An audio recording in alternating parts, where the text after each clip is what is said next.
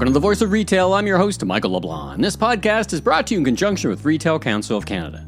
On this special episode, a pickup of a January live stream presentation of the Leger Wow brand results for 2021. This seminal research looks across formats and sectors within the retail landscape through the lens of the consumer and highlights both important trends and relative brand performance. I'm joined by Christian Bourque, the Executive Vice President and Senior Partner at Leger in Montreal, and Luc Dumont, Vice President CPG at Leger, based here in Toronto. Together, Christian and Luc present their study and the winners in each category. Let's jump right in now as I kick off the live stream with an overview of retail trends, followed by a live and interactive discussion on what makes a retail brand remarkable in the modern retail age. So anyway, all right. So, I just wanted to kick us off as I actually would love to do, thanks to the fact that I talked to a lot of retailers on both sides of the border. I author for Retail Council of Canada a quarterly report where we talk on a quarterly basis with C-level executives and try to distill what is happening. Of course, we can all see around us what's happening. You're experiencing it firsthand. I mean, a couple of things that come out, of course, supply chain issues. I've been talking about it. We've been talking about it since the beginning of COVID. They're not getting any better, unfortunately. And, when I talk to retailers, it's hard to find anyone who thinks it's going to get tremendously better before the second half of this year. So we're experiencing that. Of course, we're experiencing what we are today with the variant and the challenges it's causing again in the supply chain. We've got a little more friction at the border now starting last weekend. I suspect that will cause continued experience and continued challenges. I have such great respect and such great, I hold in high regard the supply chain people in your various organizations. They are champions. They deal with stuff and they move around. So I've got ultimate confidence that we're going to keep the nation fed and put the right things on the shelves. But consumers are going to have to start, as they have been, making choices. And, we're in this period of this strange Dickinsonian period, the best of times, the worst of times. Some retailer depend, where you are, the products you sell, the categories you're in, the impact of the latest variant on things like travel and where people work and how people play.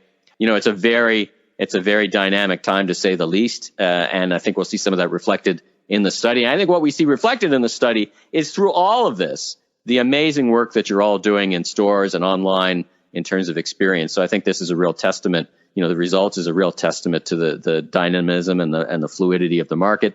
Other things I'm hearing in terms of trends, I'm always asked, what are you hearing? I think we're about to enter a bit of a super cycle of investment and innovation.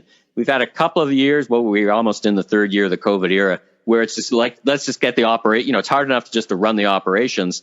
We've stood up, retail has stood up to, 70+% growth in e-commerce. It's stood up curbside, done all the things that you've been doing to modify and adapt and do all these things. But now I'm hearing from retailers from coast to coast of all format, now is the time to invest. When I asked retailers, as I do each year, because it's kind of an indicator, how is your capital spending forecast for the year to come?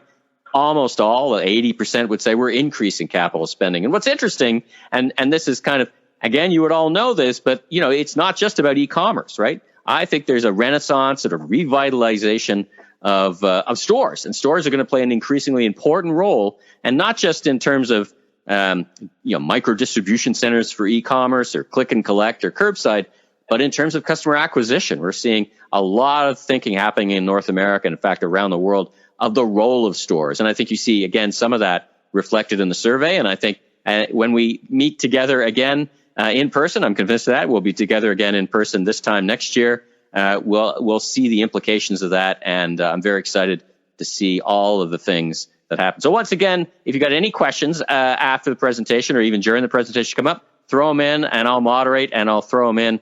But for now, let's talk about the WOW survey. This is the 11th edition of the WOW survey, an annual study created by Leger. WOW is a specialist in measuring in-store customer experience in Ontario, online as well. It identifies strengths and weaknesses of each retailer, the major irritants encountered by its consumers, and so much more. This year's edition includes a special feature on the drivers of a sense of belonging. Interesting. We'll hear more about that. The in-store experience, the dimension that has the greatest impact on recommending a retailer. Now, this study is available for purchase. You get a lot more information. So we invite all of you to contact Leger for any questions about purchasing the full length of the survey. You'll all get an email after this with relevant information, recording of this presentation. Again, it will be a bonus episode on the Voice of Retail. So once again, without further ado, let's kick it off. We have Christian Bourque, Executive Vice President of Leger, and Luc Dumont, Vice President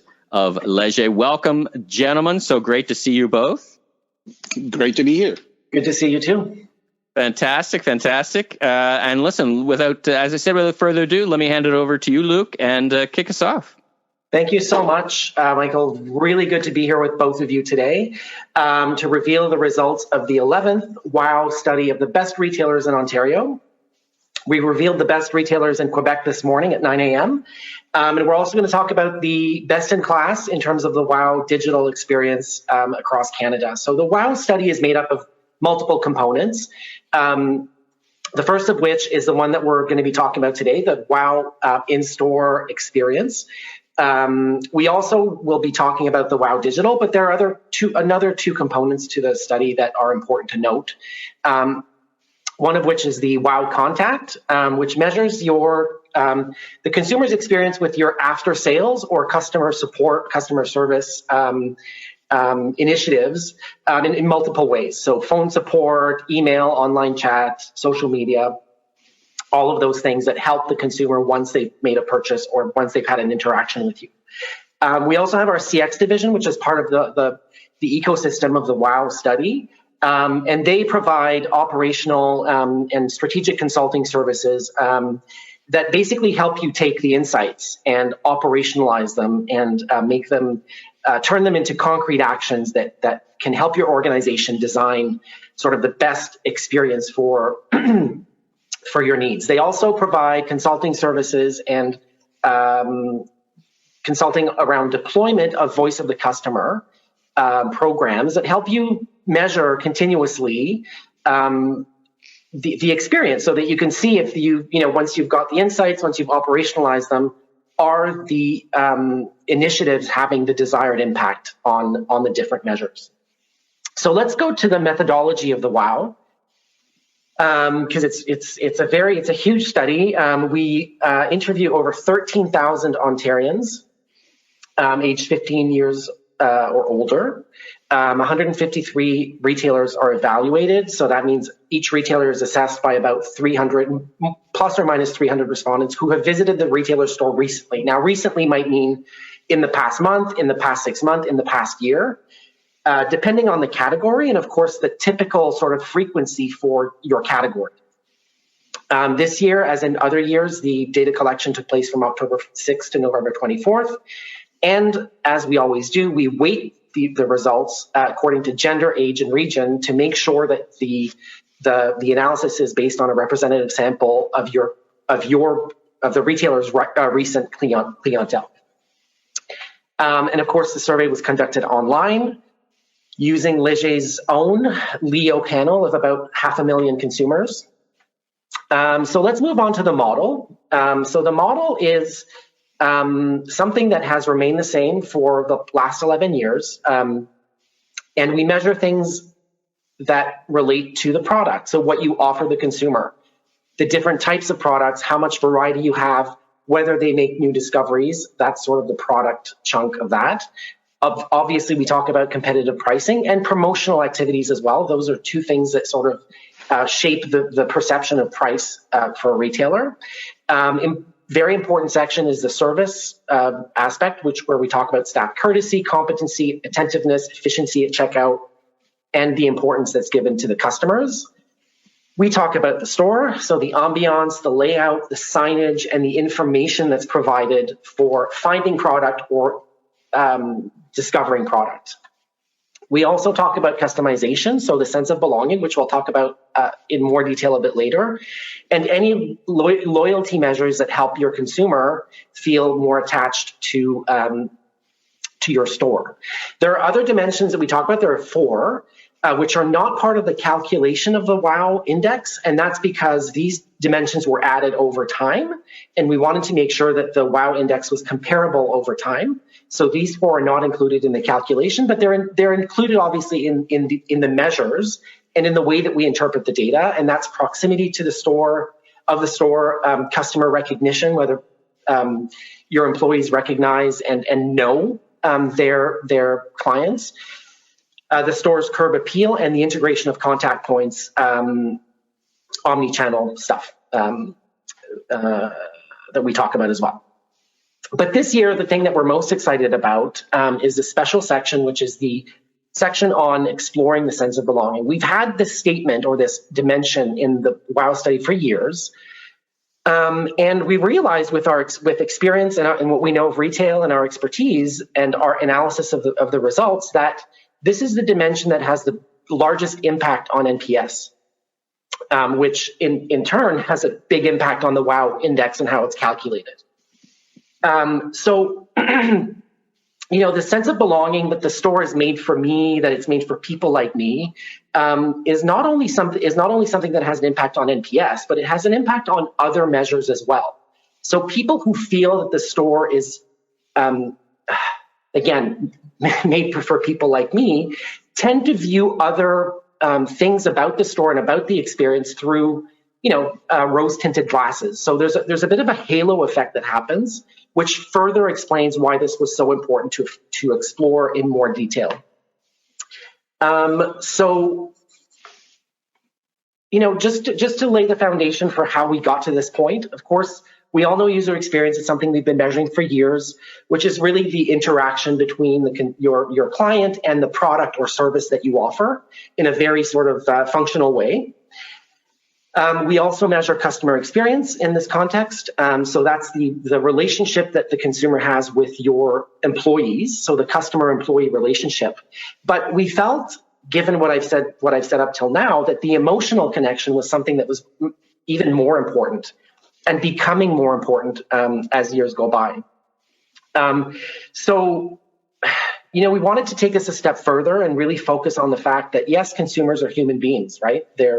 And not only consumers, but retailers as well, and what retailers are. So they're employees, they're suppliers, they're business partners, and we just wanted to better understand that. So we look at concepts that are closely related to empathy, personalization of service, values and beliefs, and things of that nature. So, and of course, again, even more importantly, through time, the social and environmental sort of engagement, honesty, transparency, and things of that nature. So what we did, our retail experts came together with our CX experts and our advanced analytics experts, and wanted to create this new level of insight for the WOW study.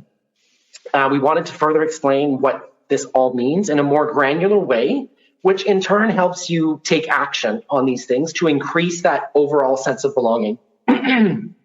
We identified 13 important levers. The first of which is, does the store contribute to my quality of life? So quality of life can mean a number of things. It can mean, does this retailer help me solve a problem? Does it provide products or services that make me feel better about myself? Does it relieve stress? Does it save me time? Are they flexible? So things, again, that make your quality of life better. Second most important one is the one I alluded to earlier is, does this store align with what I believe to be important, with my values and beliefs, right? So does the store reflect what's important to me in terms of the impact on society, impact on other people? So are their production methods in line with what I believe they should be? Is the packaging excessive? Is the packaging eco-friendly? Things of that nature are becoming more and more important. And it's closely related to the third important lever, which is the store useful and relevant in our society? Does it have a purpose? Now, think of this with, COVID in mind, right? There's been a shift there in terms of, who is viewed as useful and relevant to our society versus not so much in the context of what we've been going through. As I mentioned earlier, and it's the fourth most important attribute to this whole concept, is the store transparent and honest. So I won't read through all of them. Suffice it to say that it is a really good way for the retailer to ask themselves, am I delivering on these sort of micro elements of the sense of belonging? I mean, if you look at the fifth most important lever, which is I feel like I'm being treated like a human being, right? That's super important. I'm not a number. I'm not being sold a product. Maybe I'm being sold a solution to one of my problems. Maybe I'm being sold, again, something that will increase my quality of life. The sixth one is all about environmental protection, energy saving, and eco-responsibility. Again, sort of tied to my values and beliefs, how important that is. And one to me that's really interesting is the perception of how employees are treated. Are they happy? Are they engaged? Do they love their product? Do they live and breathe the product? That does have an impact on whether I feel like I belong in the store, at that retailer. You know, Luke, what I love about these 13 things is, you get to sit and try to think in your context the difference between table stakes and differentiators. And this is a very good roadmap for that, right? Because some of these things, and of course that moves on any given day. What's a table stake and what's a differentiator? 10 years ago, same day delivery, 5 years ago, same day delivery was the differentiator. That's becoming less so, right? So I expect as this happens that people reflect on these, which is a great roadmap, and think in that context. Yeah. Yeah, I mean, this has a huge impact on how you as a retailer interact not only with your consumer but with your immediate environment. So your employees, your managers, your district managers, your suppliers, your business partners, right? It really does have an impact, and it does create. We see that it does help create. If you fire on all cylinders for all of these things, that you will give the consumer the sense that yes, this store is really for me. It does align with my values and beliefs. Now, this analysis that we're seeing of the 13 levers that's for all categories all put together. So you can imagine that for different categories, these will move, right? Yeah. But we saw in that analysis that the 5 sectors that have that highest scores in sense of belonging are beauty, cannabis, men's clothing, pharmacy, and specialty boutiques. Not a huge surprise, right? Beauty is something that's highly personal. And again, it's for many people, it's about solving a problem. It's about creating a sense of, makes me feel good about myself. It gives me something other than just a thing or a product. Other categories for very similar reasons. And if we think about solving a problem, for example, or relieving stress, pharmacy would be one of them, right? It would be something that you go down that path. And as I mentioned before, we might actually imagine these change over the years, right? I mean, perhaps pharmacy is a big point of our lives right now. Always an important part of our lives, but maybe its emphasis, a sense of belonging or any of these, cannabis or whatever, may change over time. Some look like they'll stick around. Others, would come and go. Yeah. Absolutely. Yeah. And as different players come into these different categories, that might also affect very important change, right? So as I mentioned before, different categories will have different scores on these different attributes. So we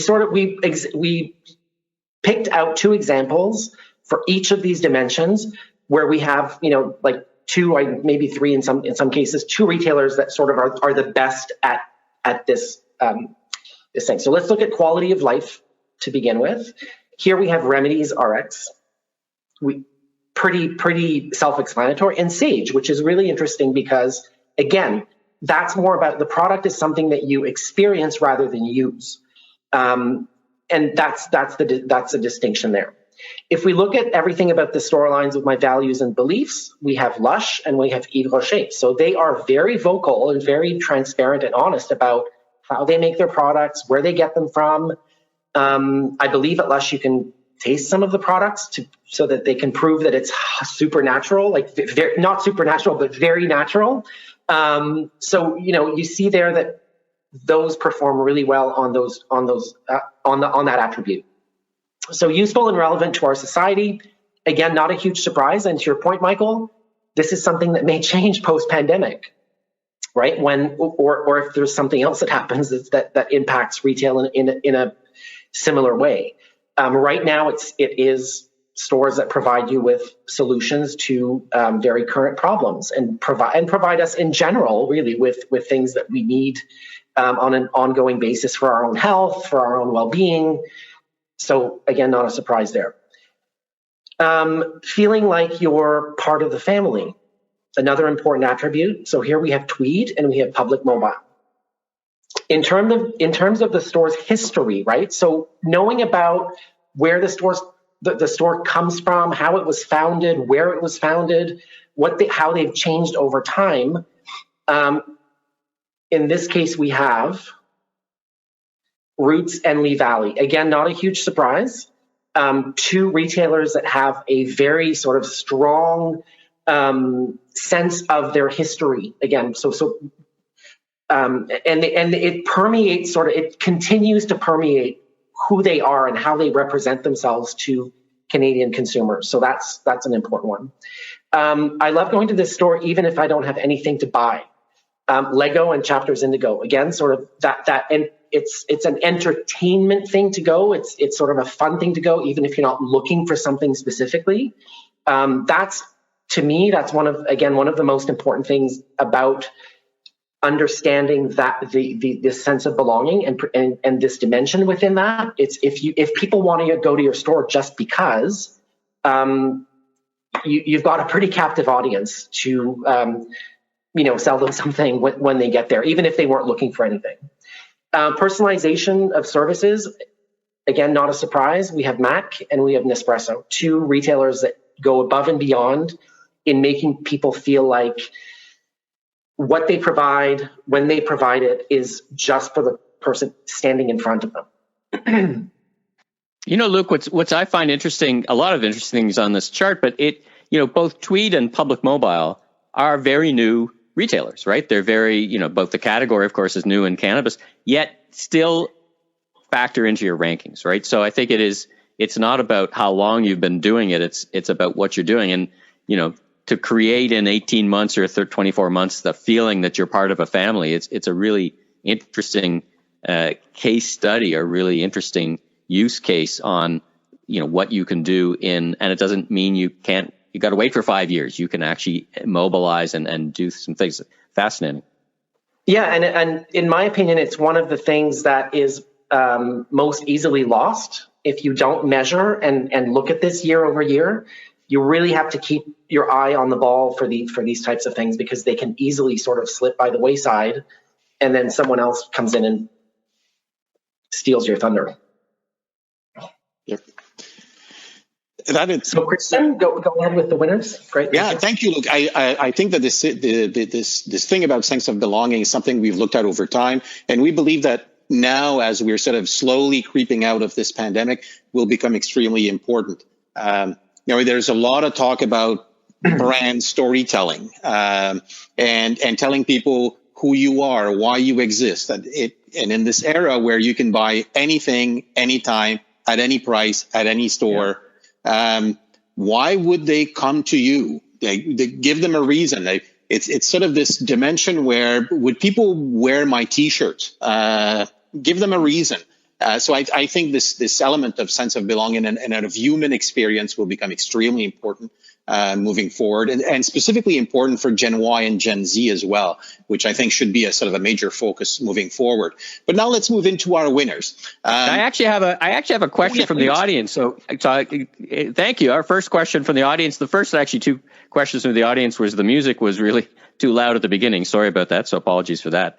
But a question from the audience, and thank you again. So I'll just throw it in now because it's right about just what we were looking at. It's interesting that the men's clothing was in that category if you page back one, but women's was not. Any thoughts on that? Generally, when I think of men's clothing, maybe I think of less engagement than more engagement, but what do you guys have to say about it?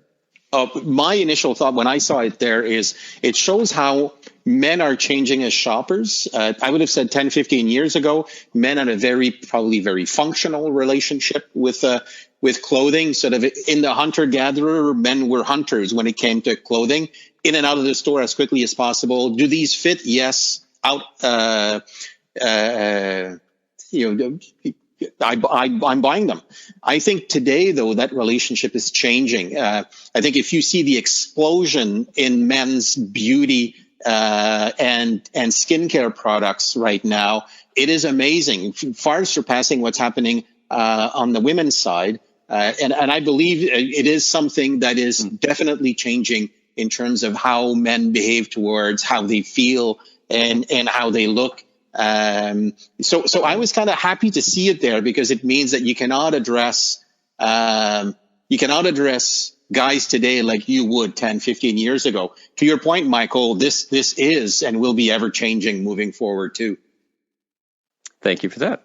If we move into our winners, now the people that we will feature now, or the stores that we will feature now, are those who got a score of 90 or more out of 100. Basically, in university, that gets you an A+. So out of the 150 odd retailers that we measure in Ontario, we'll see the ones that actually make it up there. It's not a top 10. It's basically, if you get an A+, you're in the list of winners that we see now. So let's start with our number 9. Actually, there's only 9 of them this year. Lego. Of course, Lego has to feature in sort of the in-store experience, experiencing the product, seeing the product, feeling that you are actually having sort of a playful experience with the store as much as you are with the product later. So Lego in the top 10, in terms, not in the top 10, but in the top retailers in Ontario. Not their first time in that sort of short list of winners as well.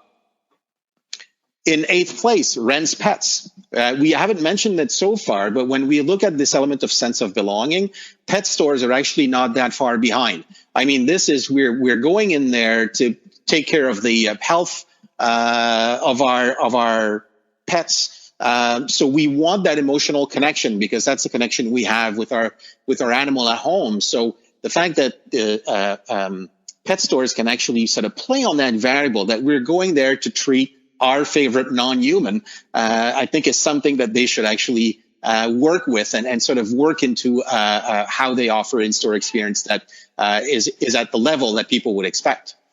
In 7th place, M&M Food Market. They went through a dramatic change in terms of how the store looks and feels and what is offered in there in late 2019, just before the pandemic. And that transformation saw them in that year's wow move into the top 10. They still are there today. So they obviously did something right in terms of their in-store experience. Yves Rocher, we've seen them before in that sort of short list. Highly personalized service. We mentioned the element of quality of life, the contribution that they directly make, the fact that they've shown that they're useful to us.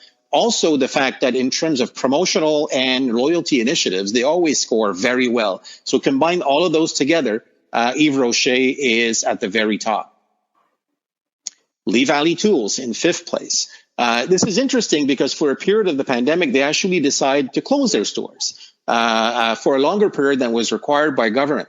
And one of the reasons why they did that is they wanted the in-store experience to be up to their sort of standards. We know that online they always do well. I basically sort of killed something that I'll show later in terms of then, you know, part of or one of the stores that will be in the top 10 for the online experience as well. But they sort of decided to go back to their core business, which is catalog that moved to online retailing during that period. But again, people in terms of Lee Valley, talking about would you wear the T-shirt, Lee Valley visitors would tell you they would.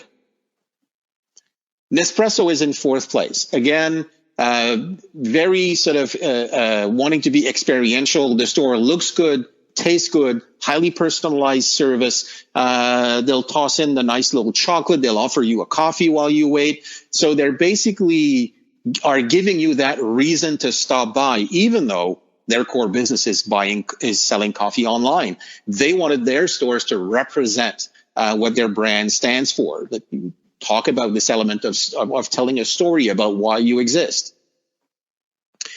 Purdy's actually in 3rd place. Again, sort of I'm in here to treat myself. I deserve it. The sort of indulge mentality at Purdy's is something that at least visitors to the store are saying you delivered on that promise, and so good on them for being able to deliver that experience in store as well. Sage, Luke alluded to that as well. Part of it is lifestyle, another part of it is taking care of myself, and again, sort of Sage is there to provide that solution, to be part of sort of this unwind, take a break, and sort of center on yourself, they've actually done very well, and now number 2. And our winner, even though this is not about declaring one winner, there's no prize except for a endless round of high fives in the office and in the store after this, but Lush is actually number 1. For different reasons. I believe in terms of and we talked about this, multi-channel experience at Lush has been great throughout the pandemic. They are now delivering online to the level that they're delivering in store. And people, once the safety measures were sort of pushed aside and we could go back into the store, those people that used to love going at Lush just wanted to go back. They wanted that treat again, sort of that pause in a busy day, that sort of retailtainment component that Lush has always offered. And good on them for being number 1 in these turbulent times, to say the least. So, yeah, congratulations to all the winners. As you say, it's a fantastic number 1 Lush. But anyone on this page, congratulations. I do have a question from the audience, sure. And it's actually about. I'll throw it in now, and maybe Luke, it's more for you. It's a little bit about the process because, and I've had this question of the survey. So you've outlined the metrics, but I guess we want to make sure that people understand that each store is ranked individually as opposed to compared to each other. So talk a little bit. It's not like people are sent a survey that says, can you think of a great store? So a little bit about the process of how people rank these, if you would. It's really, one thing that's really important to mention above and beyond that is that this study doesn't measure at all. It's not a study about foot traffic, popularity, sales volume. It's really just a recent visitor to your store evaluates their experience at that store.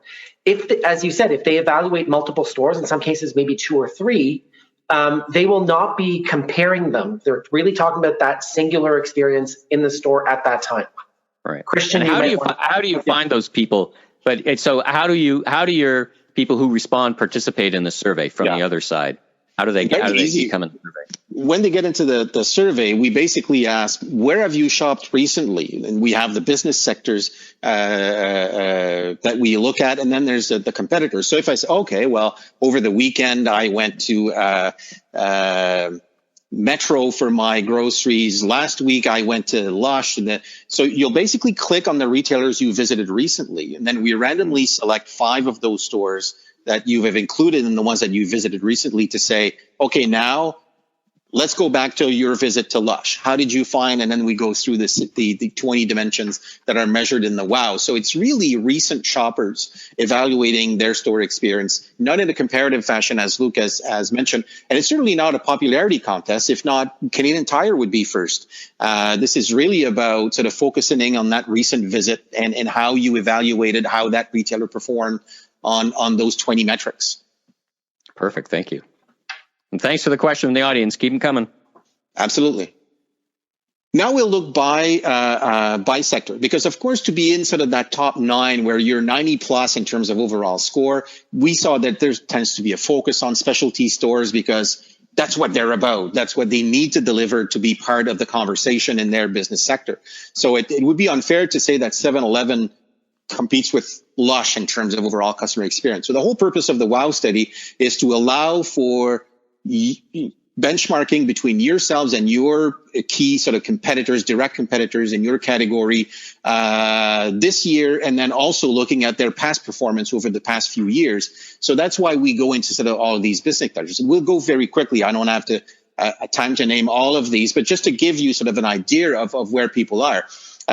First is food. Longo's, again, number 1 in their sector. They have been now for a few years, and 56 overall. So number 1 in terms of grocery and food altogether. But look how close the Fortino's is right behind them in 58th place. Whole Foods is not that far.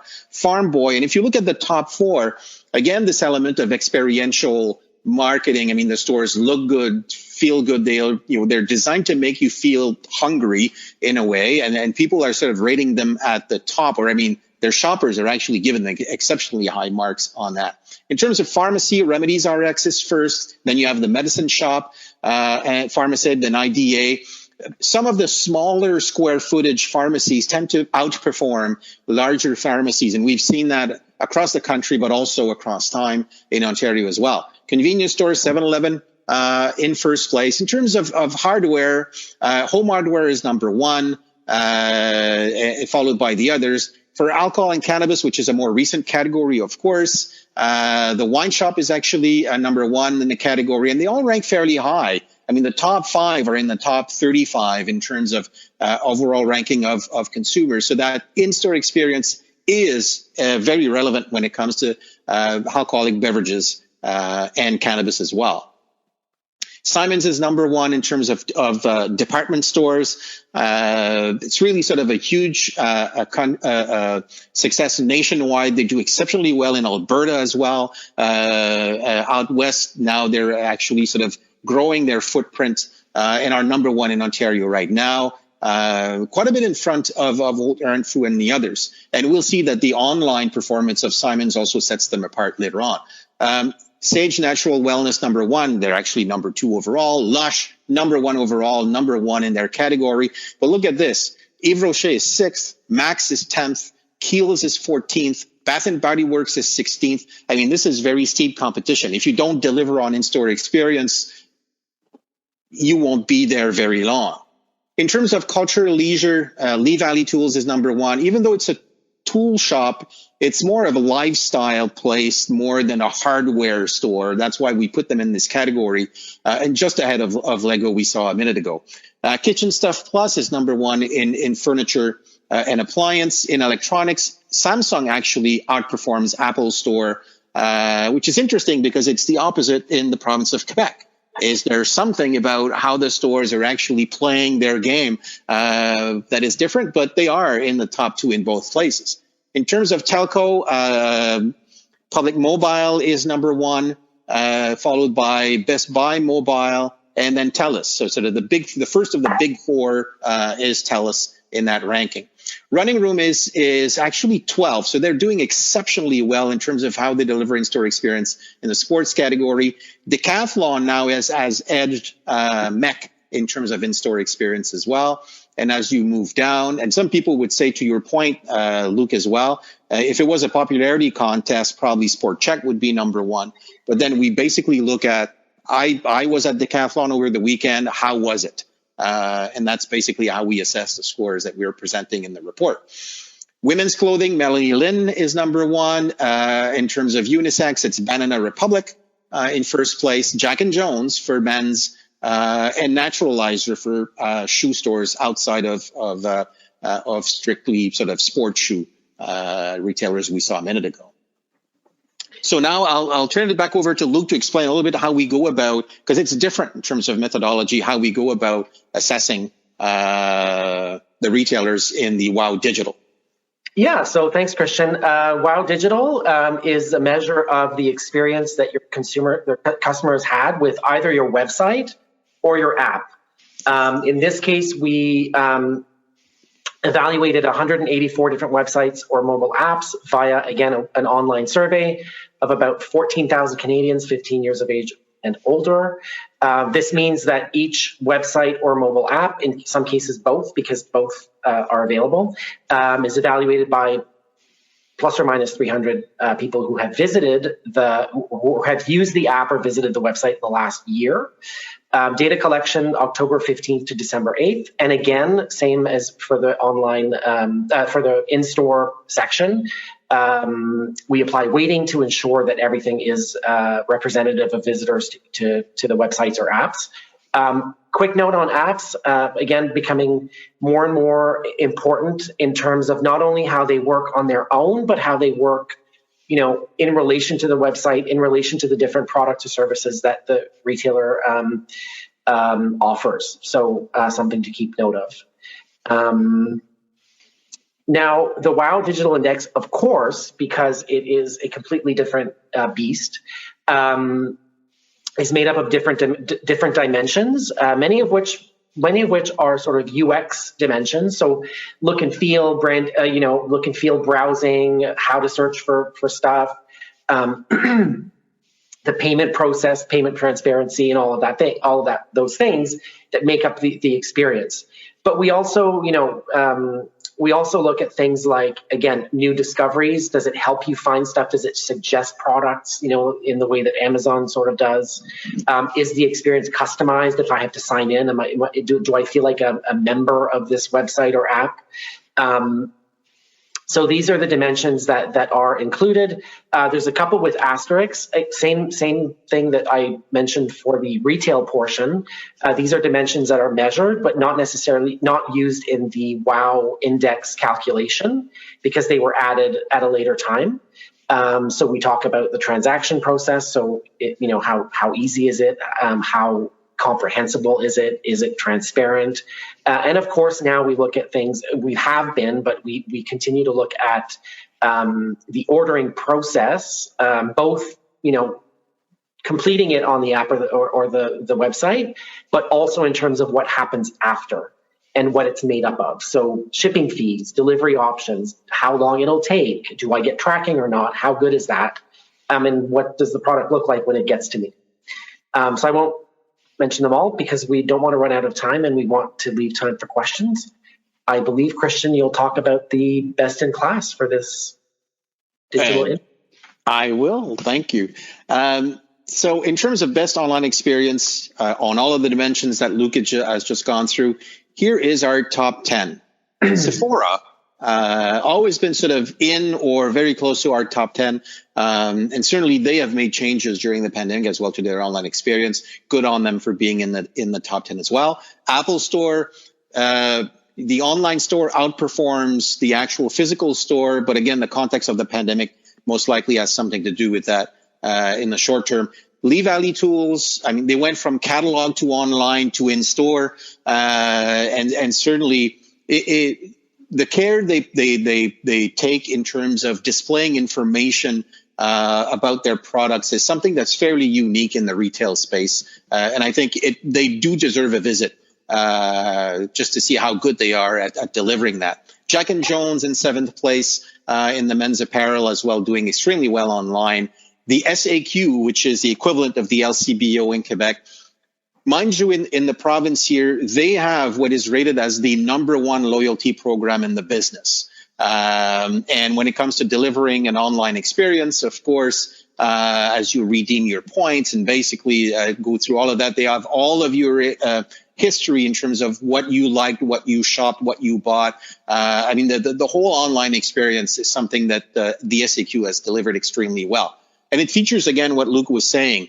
These are recent visitors to websites of retailers, mostly retailers, over the past. So the fact that this is a Quebec-only retailer doesn't really matter in how we measure. It's because it's recent visitors evaluating that website. Nespresso is in 5th place. Used to be a pure play online retailer, and so they still deliver well on the online experience. Number 4 is David's Tea, doing very well online. Simon's is number 3. So in the top 10, both for in-store and online. So Simon's is doing something right, obviously.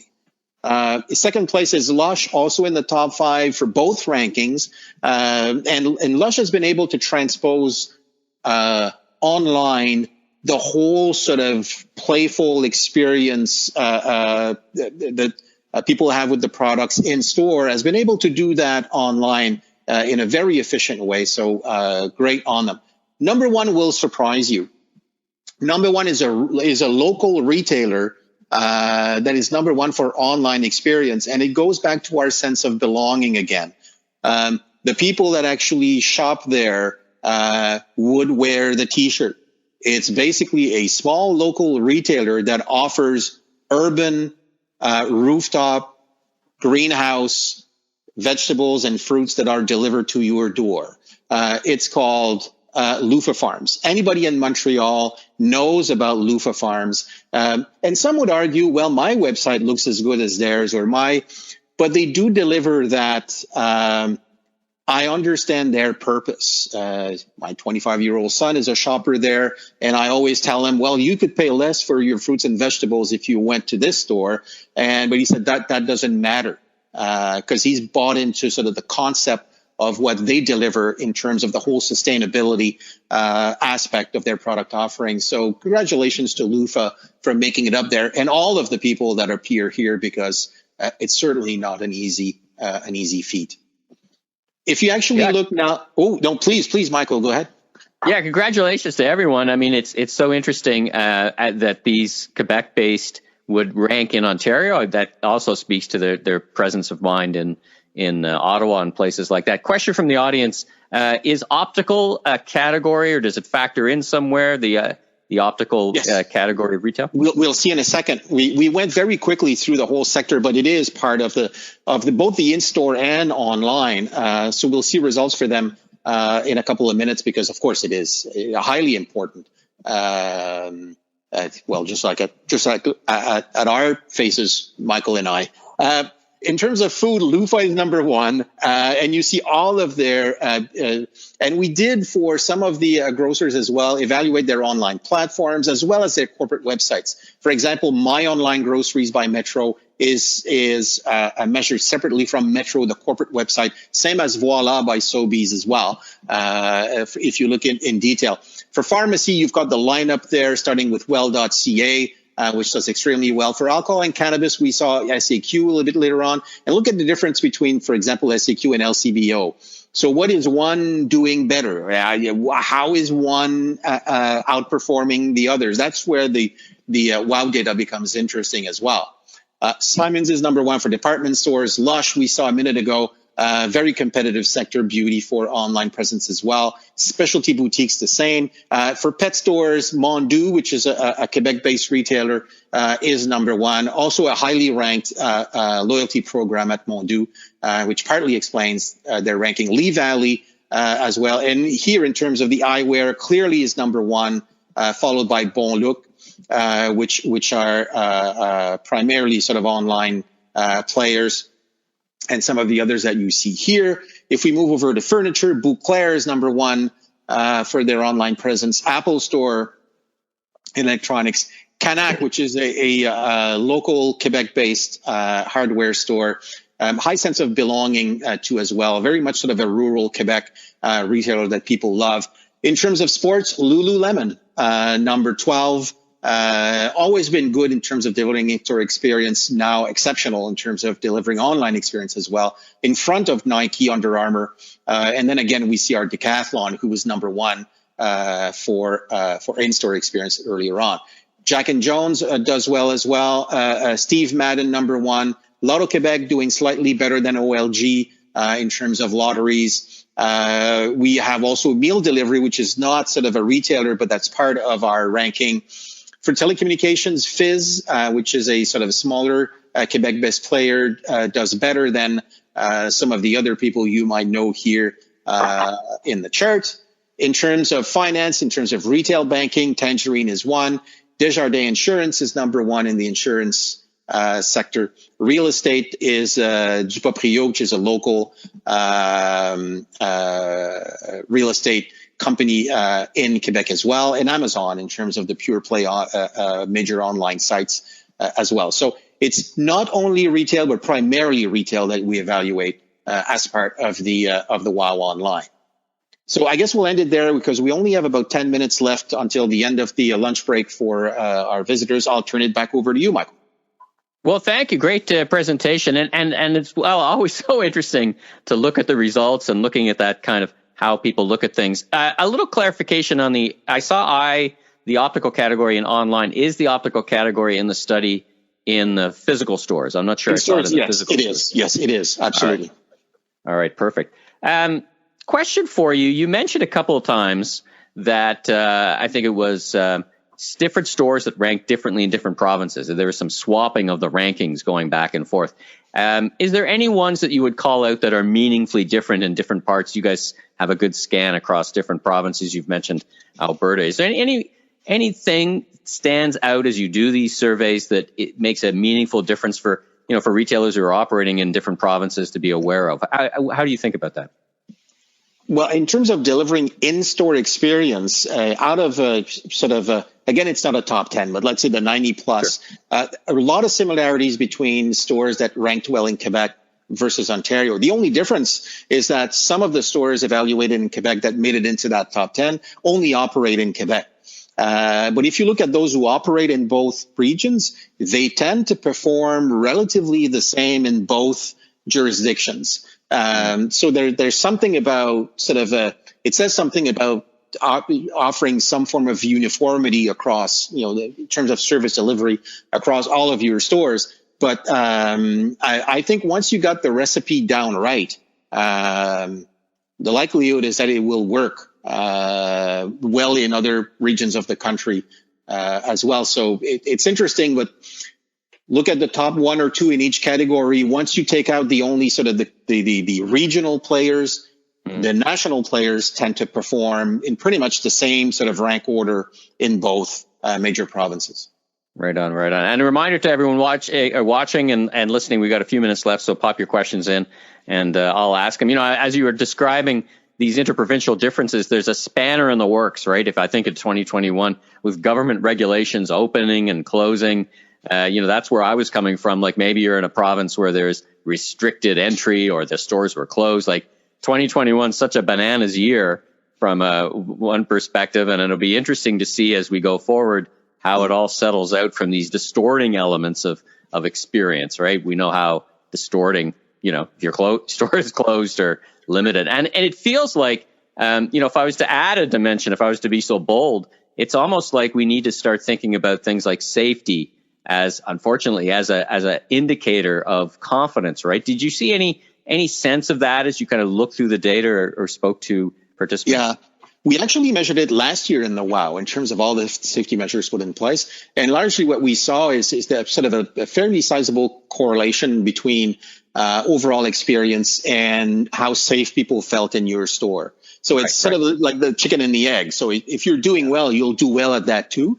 But it also said that even though you had a good in-store experience, you could not under-deliver on the safety measures. But I think to your point, though, something that I think is comforting and probably shows all of the work that's been done by retailers over the past 18 months is that just for online experience, out of the 180 retailers that we measured, only 11 of them did not see an increase in their scores this year. So that means 170 or thereabouts perform better this year compared to last. So they've made changes to how they deliver their service online. They have improved. But the other thing, too, as well, is that consumers have improved in terms of how they interact with the online platforms. Last year, a lot of people actually bought clothes online for the very first time in their lives and probably struggled with it because they were not really good at doing it beyond how the websites were able to deliver. But I think that a lot of work must have been put in for 17 out of 18 stores to do better this year than last.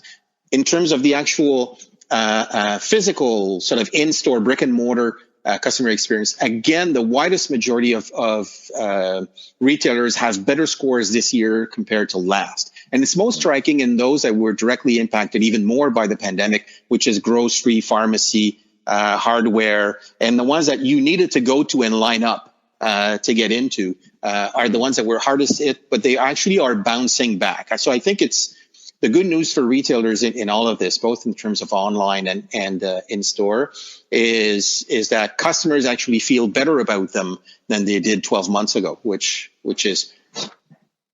Well, it's a testament to the resilience and innovation of all of you listening in the retail sector. I mean, when I think of online, I think of this baptism by fire, 70% increase year over year. You're going to have to act quick. And I guess the upside to that, so to speak, is for some it reaches a critical mass where, sometimes I've said volume solves some sins, right? So that increase in demand has led to an increase of resources, sophistication.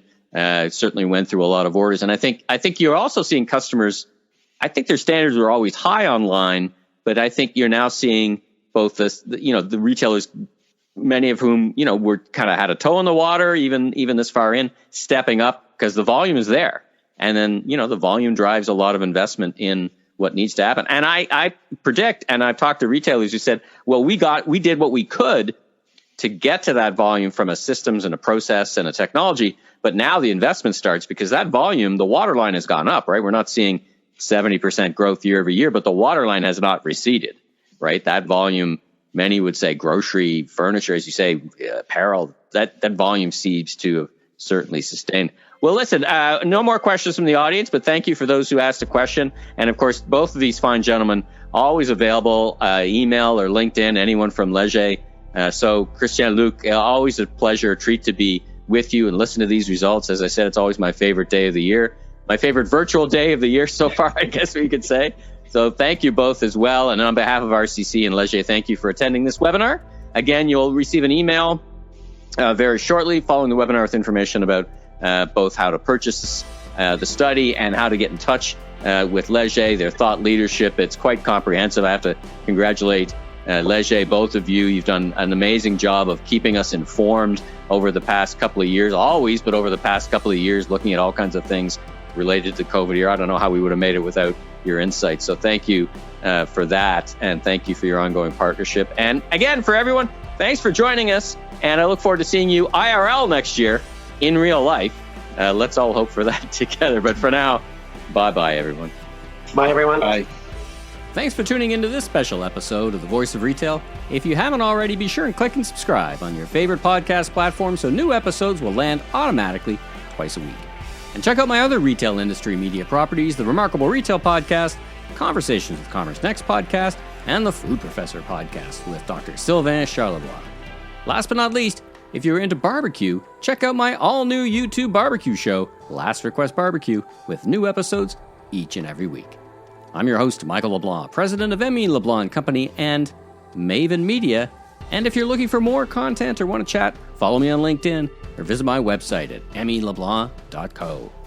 Have a safe week, everyone.